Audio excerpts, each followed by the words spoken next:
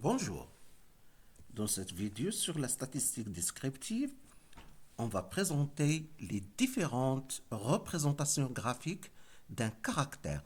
Comme vous le savez, un caractère peut être mesurable, quantitatif ou non mesurable, qualitatif.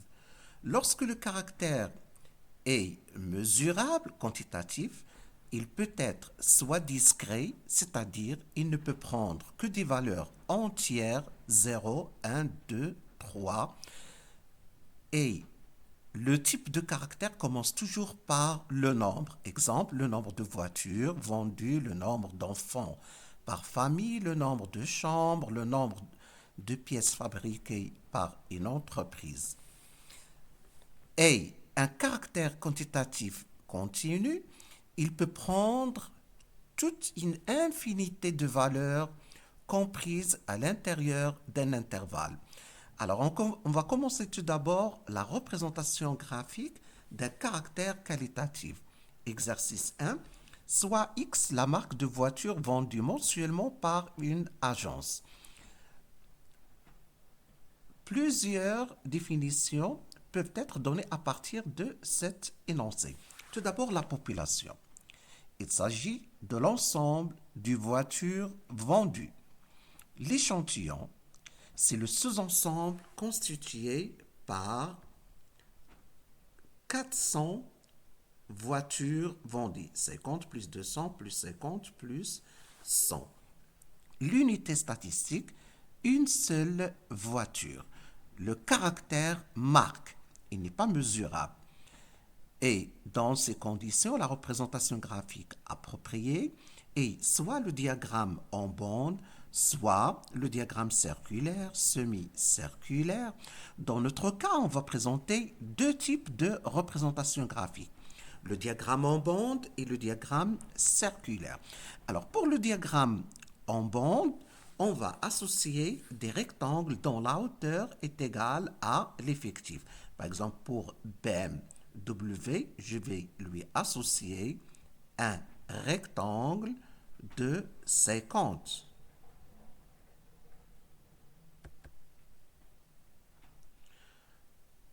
Pour Ford, je vais lui associer un rectangle de 200.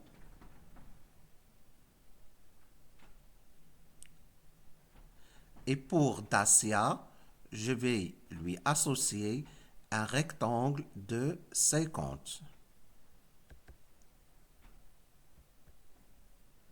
Et enfin, pour Volvo, je vais lui associer un rectangle dont la hauteur est égale à 100.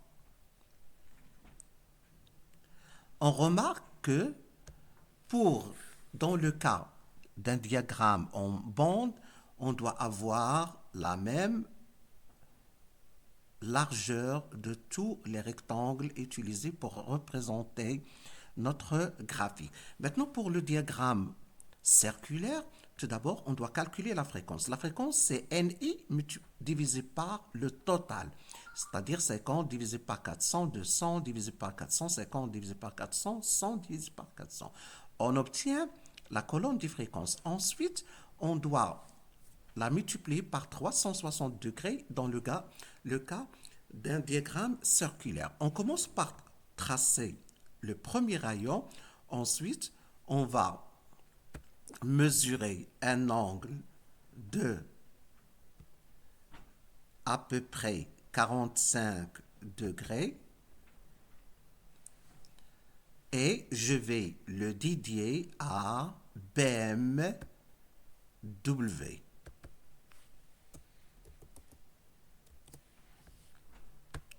Ensuite, je vais tracer un rectangle de 180 degrés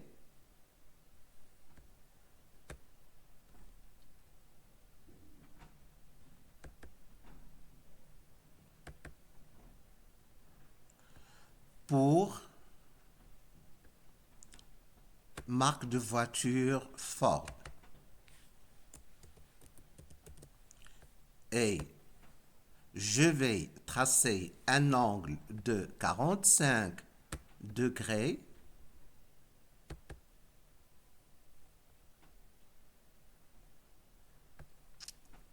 pour les voitures Dacia, de type de marque Dacia.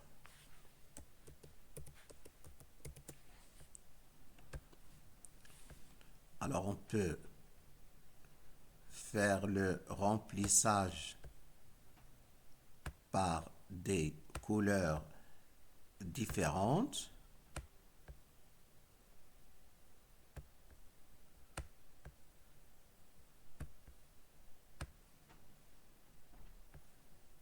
Et comme pour le dernier cas,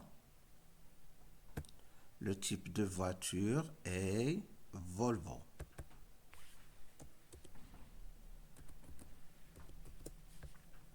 Maintenant, dans le cas d'une variable quantitative, d'un caractère quantitatif discret, exercice, soit X, le nombre de chambres dans 40 familles. Alors, la population, c'est l'ensemble de toutes les familles. L'échantillon, c'est le sous-ensemble de 40 familles. L'unité statistique, c'est-à-dire l'objet de l'observation, une seule famille. On va observer les familles relativement au nombre de chambres. Donc, le caractère, c'est le nombre de chambres. C'est un caractère quantitatif discret. Donc, la représentation graphique appropriée est le diagramme en bâton. Et pour tracer ce diagramme, on va associer un bâton dont la hauteur est égale à l'effectif. Par exemple, pour 1, je vais lui associer un bâton de hauteur égale à 8.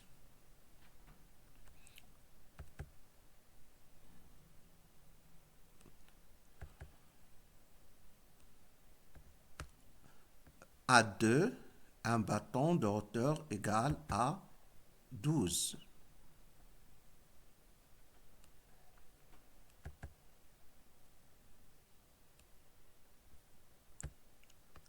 À 3, un bâton de hauteur égale à 16. Et enfin, à 4, un bâton de hauteur égale à 4. Enfin, le dernier exercice, exercice 3, c'est un exercice relatif à un caractère quantitatif continu. Alors, l'exercice est le suivant, soit X, l'âge de 200 membres d'un club sportif.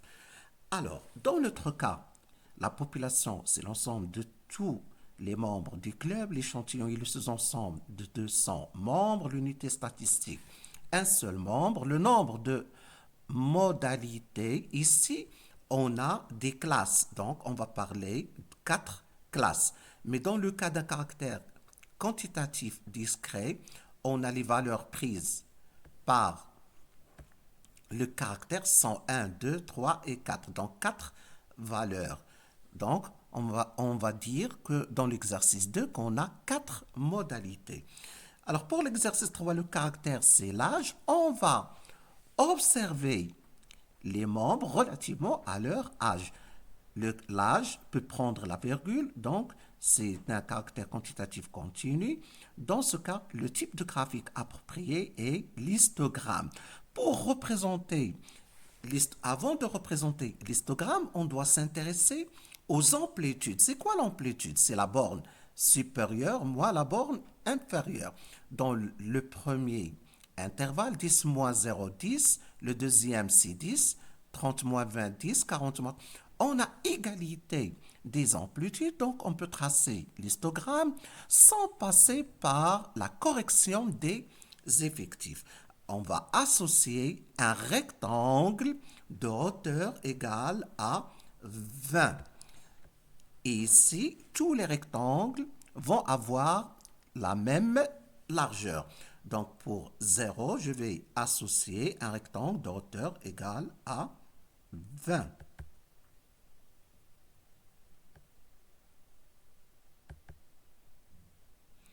Ensuite, je vais associer à 10, 20 un rectangle de hauteur égale à 60.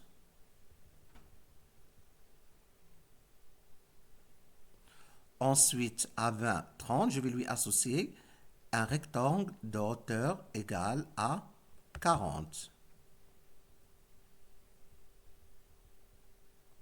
Et enfin, au dernier intervalle, on va lui associer un rectangle de hauteur égale à 20.